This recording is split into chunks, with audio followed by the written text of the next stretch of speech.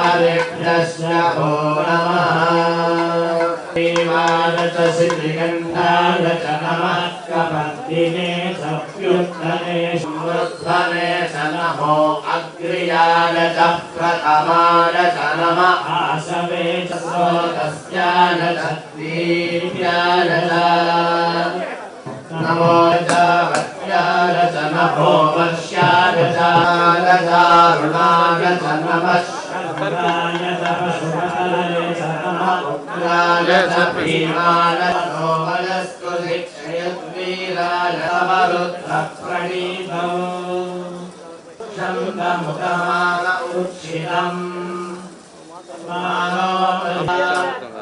సుహృశ్రుతంగత్వసంయువానం మృగన్న భీమముపహత్మఉగ్రం మృడాదరిద్రే Rudram భుసేనాయోః